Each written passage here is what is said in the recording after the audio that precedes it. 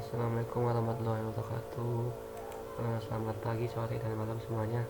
Mohon maaf sebelumnya, ini sekian kalinya kakak belum bisa ngikut ke kelas karena ada suatu hal yang menghalangi. Karena kemarin itu ada keperluan pribadi, ya masalah keluarga lah. Ya, pada kesempatan kali ini kita masuk ke materi gelombang elektromagnetik. Yang mana di bawah ini udah ada soalnya ya, ada berbagai soal yang akan kita bahas bareng-bareng. Pada kesempatan kali ini kakak yang akan menjelaskan. Kalau ada yang belum paham ataupun yang belum mengerti, silahkan ditanyakan melalui kolom chat, komentar ataupun ini PC kakak pribadi. Oke, di sini ada soal sebuah kawat tembaga memiliki relativitas ρ sama dengan 1,62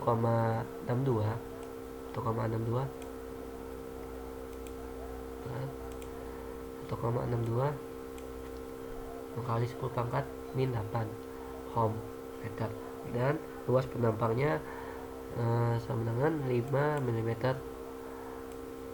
persegi. Arus mengalir seragam pada kawat dengan laju perubahannya sama dengan 1000 ampere per second. Ketika besar arus 200 ampere, berapakah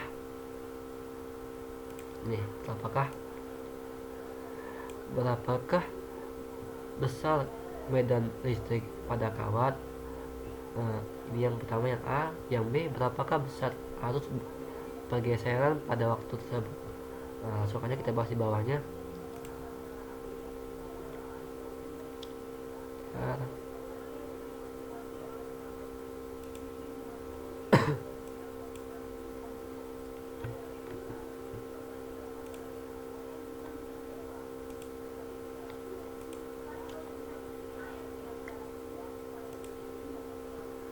Oke, di sini pembahasannya. Besar medan listrik pada kawat dapat dihitung dengan hubungan relativitas. Yang mana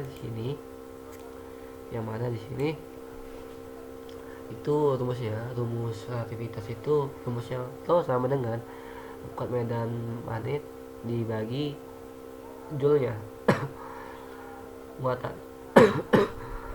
Nah, yang mana kalau dibalik itu E sama dengan rho kali J. Nah, J sini adalah rapat arus ini ya, kita jelasin di sini. Nah, maka dari itu kalau kita ingin menghitung besar medan magnet pada kawat tersebut, kita pakai rumus ini.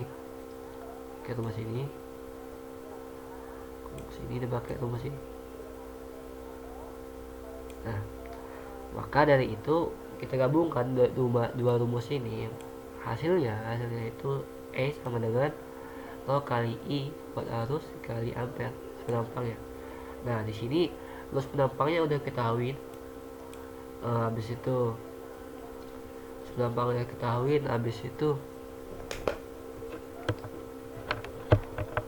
si juga udah diketahui berapa ampere tadi, 200 ampere, dan besar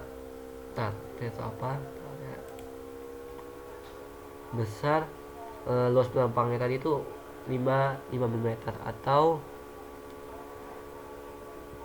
atau sama dengan 5 mm ini sama dengan kan 5 kali 10 pangkat min 3. Nah, karena ini dalam persegi dikali 2, 5 kali 10 pangkat min 6. Oke, gitu ya. Kita lanjut lagi. Nah, di sini jadi hasilnya yang A ini, yang A itu sama dengan 0,668 Newton per coulomb, atau kalian percaya dihitung kembali masih bisa dipahami ya. Arus pergeseran di mana yang ditanya yang B itu arus pergeserannya. Dengan rumus EID sama dengan GGL fungsi atau 0 GGL 0 ya, dikali turunan dari flux medan magnet terhadap T. Nah, dari flux medan magnet ini kita bisa sederhanakan lagi rumus flux medan magnet kan E sama dengan flux medan magnet sama dengan E dikali A. Ini rumus sederhana ya. Jadi bisa diubah lagi. Nah, yang E tadi, yang A nya keluar, habis itu E nya itu kita pakai bersama yang di atas. Jadi rumusnya sama dengan PI kali luas penampang ya. Nah, yang A nya tadi keluar, yang DP nya masuk, yang rho nya juga keluar, dan DI nya apa luas pergeserannya dikeluarkan hadap luas penampang, luas ini hadap waktu. Jadi rumusnya GGL induksinya dikali luas penampang, atau kita bisa kecoret langsung kali rho nya dikali turunan DI terhadap BT. Nah, jadi rumus sederhananya itu kalau sudah disederhanain sama dengan GGL induksi dikali rho dikali turunan dan DI terhadap DT. Nah, di soal tadi kan udah diketahui ya, apa itu turunan DI terhadap DT itu sama aja kayak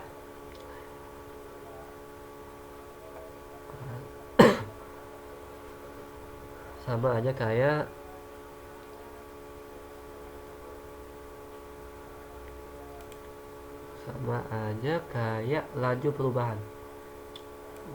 Itu bahasa lainnya ya. Di sini laju perubahannya itu 1000 meter per second. Jadi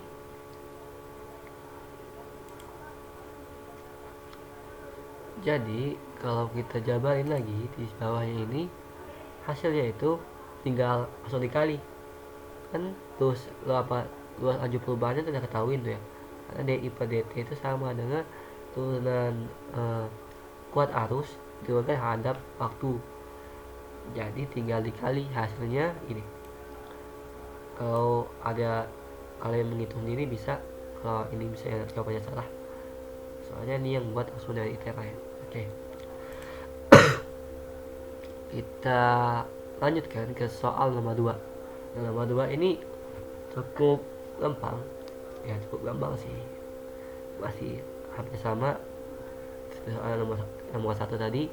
Nah, sini sebuah kapasitor dengan kapastansi yaitu C sama dengan 50 Faraday plus P Faraday dihubungkan dengan induksi induktor dengan indutansi yaitu L nya sama dengan 0,075 mu Henry, dan dijadikan antena yang mengajarkan panjang gelombang tertentu, gelombang, dan dijadikan sebuah antena ya yang memancarkan satu gelombang tertentu.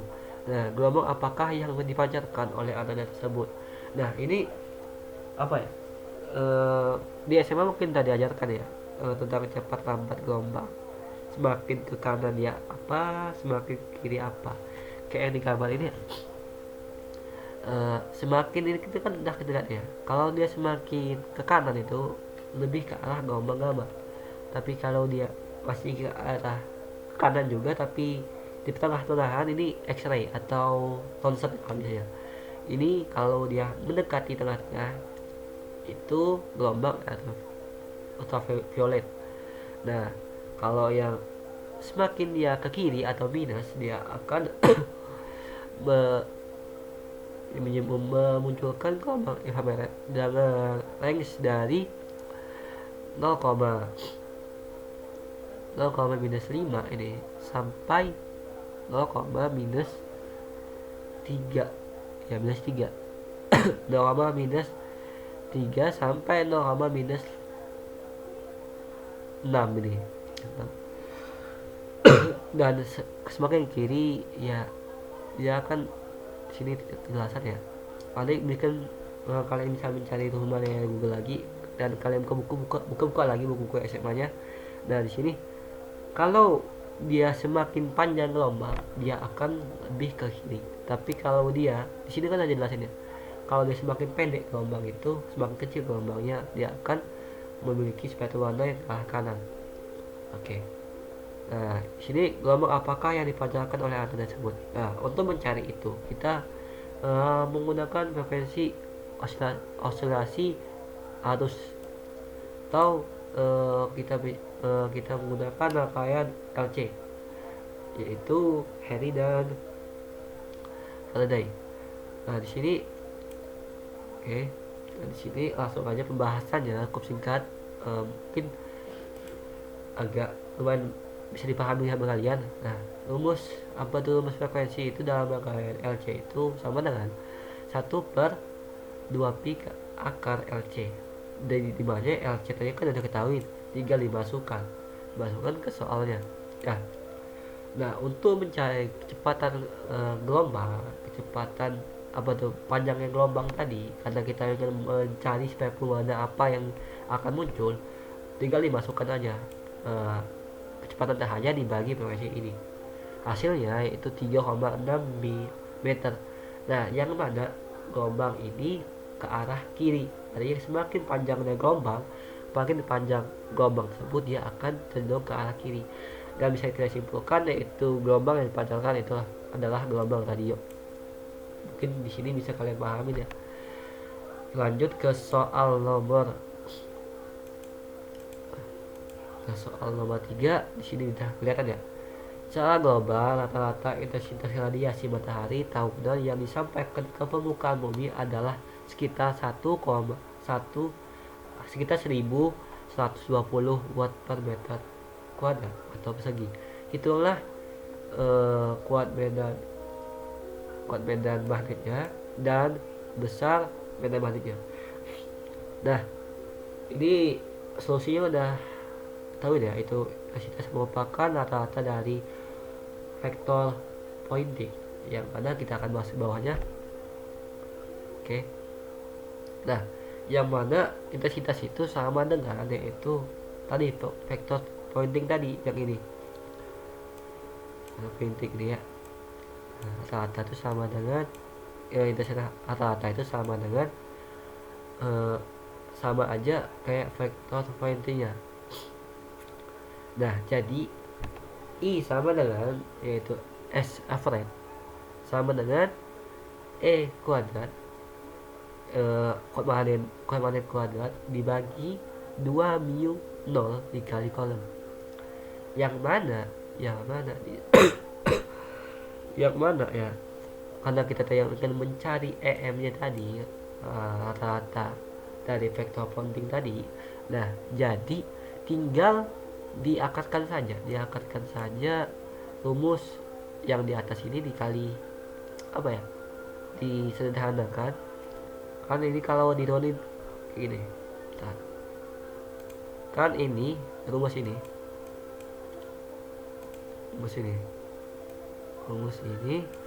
kalau kita sederhanain di sini itu seperti ini. EM ini sama dengan itu 1/2 ini apa tadi 2 yuk 0 kali C, atau sama dengan ini. Kalau kita pengen apa ya, mengkalikan silang, ini bisa kita akali langsung. Jadi rumusnya kalau ini naik sini ya, kalau ini EM ini 2 mu 0 kali C, ini EM ya, kuadrat. Nah, ini sama dengan 1 kan. Nah, jadi kalau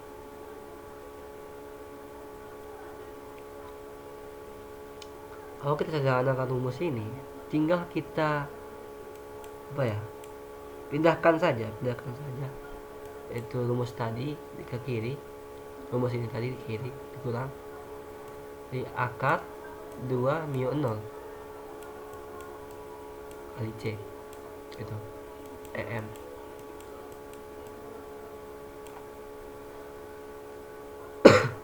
Nah, jadi bisa kita simpulkan rumusnya sederhananya seperti ini.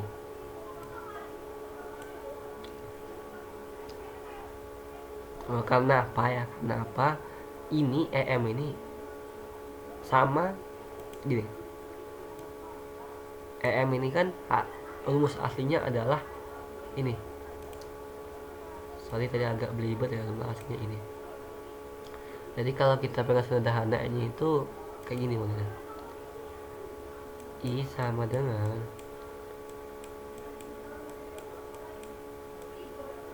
M kuadrat per 2 mu 0 kali C. Nah, ini naik ke atas, I sama 2 mu 0 C sama dengan EM. Waduh. Nah, kan kita mencari EM ya. Kalau mencari EM itu tinggal diakarin aja ya. Sorry.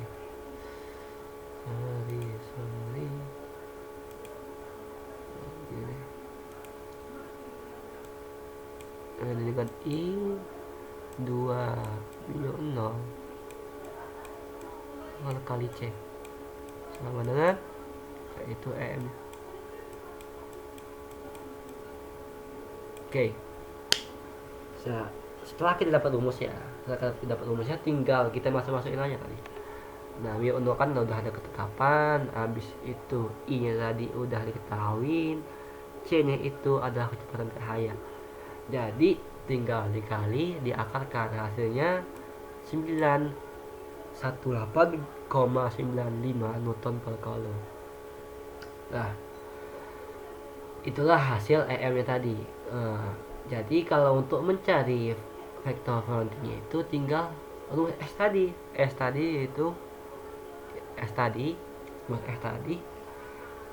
dikali vektor E nya tadi dikali vektor B nya.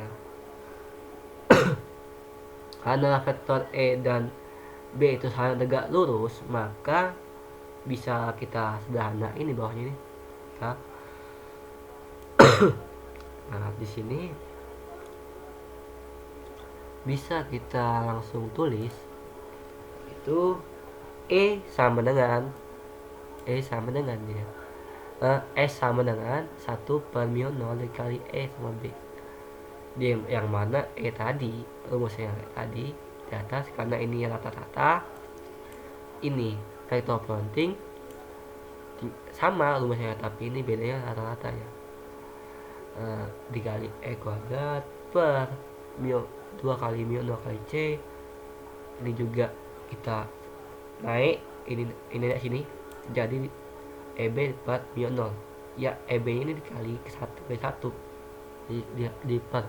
Nah, ini kan bisa kita coret habis sisa 1 ini, habis itu ini mu 0 yang coret, habis sisa E per C sorry ini ada 2 nya belum coret ya. 2 nya dikali B. Nah, E kali C kali B ini sama dengan itu, kalau kita balik itu ini kali ini. Kalau kita balik atau kita pindahin aja, kita balik, ini BM, jadi ini BM ini kali 2C. Ini ada yang keliru nih, 2 nya hilang, 2 nya ini kali 2C. Artinya rumusnya untuk mencari BM atau besar vektor pointingnya yaitu, atau besar medan magnetnya, yaitu sama dengan tadi EM tadi udah ketapet dibagi C dengan cahaya, sama dengan ini kali 2 ya. Jadi kalian hitung diri hasilnya berapa. Oke, kita lanjut ke soal nomor 4. Di sini ada sepasang mungkin akan ada banyak, nanti lebihnya kalian pelajari sendiri, karena mungkin kalian capek juga ngeresumnya. Oke, pada kesempatan kali ini kakak kasih dispensasi lah untuk kalian meresum yang paling mudah kalian pahami. Bisa 2 soal ataupun sesoal aja nggak apa-apa, yang penting kalian paham. Oke, nggak usah diresum semua, yang penting kalian resum ya. Oke, kalau nomor 1 aja oke, nggak apa-apa, yang penting kalian kakak nggak mau bandingin kalian ini, apalagi dalam dekat tugas akhir banyak. Nah, kita lanjut soal terakhir nih ya, soal terakhir nanti yang 5-6 nya kalian paham sendiri. Atau kalian pengen resume itu apa, yang penting nanti bukti absennya sama kayak kemarin di resume, tapi kakak kasih dispensasi pada temuan kali ini resumnya bisa 1 soal saja, yang penting kalian benar-benar paham soal itu. Oke, kita lanjut dulu ya. Sepanjang polarisator disusun seperti gambar di samping. Besar sudut polarisator pertama adalah di theta satunya adalah 30 derajat, sedangkan di theta keduanya itu ada 60 derajat. Keduanya dihitung terhadap sumbu Y. Berapakah perbandingan intensitas sinar yang datang terhadap sinar yang melewati polarisator kedua? Artinya sinar yang datang pertama ini datang ya terhadap, hendak melewati polarisator pertama, dia melewati polarisator kedua. Nah, itu berapa? Nah, yang pertama sinar datang tidak terpolarisasi, yang B sinar datang terpolarisasi. Kalau sinar tidak terpolarisasi itu intensitas sinar tersebut adalah bisa kita rumuskan, yaitu I1 sama dengan 1/2 kali I0, intensitas pertamanya, artinya setengah dari intensitas pertamanya. Nah, intensitas sinar setelah melewati polarisator kedua itu I2 sama dengan I1 cos. Kenapa cos? Karena ini salah sumbu Y. Seperti kalian tahu kalau rumus segitiga itu, kalau dia datang ke sini, kalau kita datang dari sini, kalau datang sinar dari sini ya, dari sini, dan kalau datangnya sinar dari sini, maka yang dihitung itu kan biasanya dengan theta sinar ini kan, sinarnya ini theta, ini sinar bisa dikatakan theta 0 lah, sudah datang. Jadi kalau dia terhadap sumbu Y yang dilihat itu adalah maka terhadap cos. Seperti kalian tahu, cos itu kan rumahnya samping bat atau sami, samping bat miring. Kalian dipakai rumus miring. Nah, karena I1 yang udah ketahui rumusnya tadi berapa, tinggal dimasukkan aja. Jadi I2 sama dengan I1 kali cos kuadrat theta kedua dikurang theta pertama. Karena intensitas yang kedua itu polarisator yang kedua itu lebih besar sudutnya daripada polarisator yang pertama. Jadi masukkan berapa? 30 derajat cos kuadrat kali kedua berapa? Jadi kalau kita sederhanain bisa gini. I1 sama dengan I1 kali cos 30 ya. 30 kali cos 30. Cos 30 berapa? Cos 30 adalah setengah akar 3. Setengah akar 3 dikuadratkan, ada 3/4. Nah, itu. Jadi I1 kali 3/4.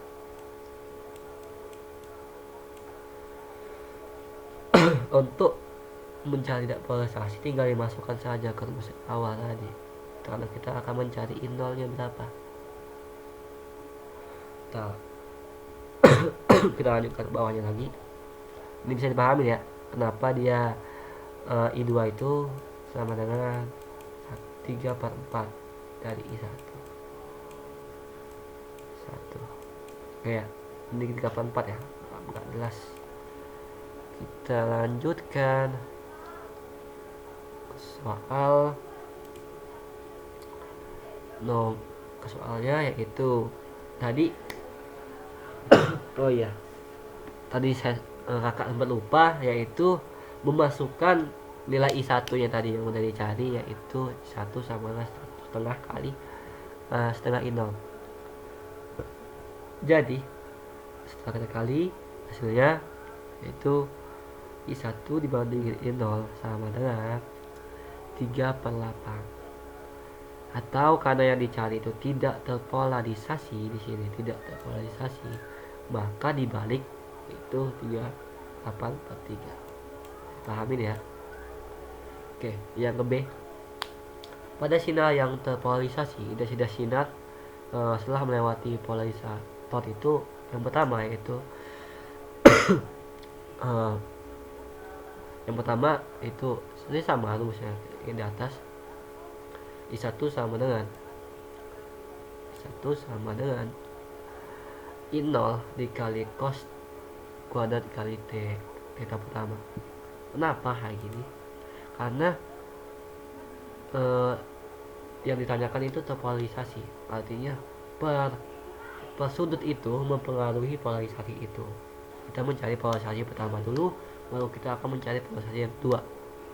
Oke, karena yang pertama tadi itu tidak terpolarisasi konsepnya, maka kita tidak menggunakan sudut-sudutnya, tapi kita langsung gabungkan dari satu. Karena pada I1 itu sudutnya itu tidak terbentuk, maka untuk mencari I2 tadi yang tadi di atas itu kita menggabungkan dua sudut tersebut. Nah, yang ditanyakan adalah tidak terpolarisasi, sedangkan yang kedua ini adalah terpolarisasi. Oke, kita langsung tinggal kita masukkan, bisa kalian lihat sendiri nih ya. Kita masukkan sama, ini hasilnya ya 3/4 I0, tapi kita masukkan lagi nilai I1 tadi, nilai I1 ini kita masukkan lagi ke persamaan I2 ini ya. Tinggal kita kalikan lagi. Nah, karena ini konsepnya itu yang ditanyakan itu polarisator, berapakah yang terpolarisator, tinggal kita hasilnya tadi berapa kita jumlahkan, ini kita jumlahkan sama ini kita jumlahkan, hasilnya ini. Karena yang ditanyakan polarisator, berapa yang terpolarisasi, yaitu tinggal kita balik lagi 0 bandingan I2 sama dengan 15/3, atau enggak, tidak bisa disederhanakan sampai sini. Oke, sampai sini aja sudah benar ya. Oke, mungkin cukup sekian tutorial kita pertemuan 9. Mohon maaf jika kakak ada kesalahan dalam pengucapan ataupun dalam yang kakak sampaikan. Lebihnya kakak mohon maaf. Kepada Allah saya mohon ampun. Selamat siang, sore, maupun malam semuanya.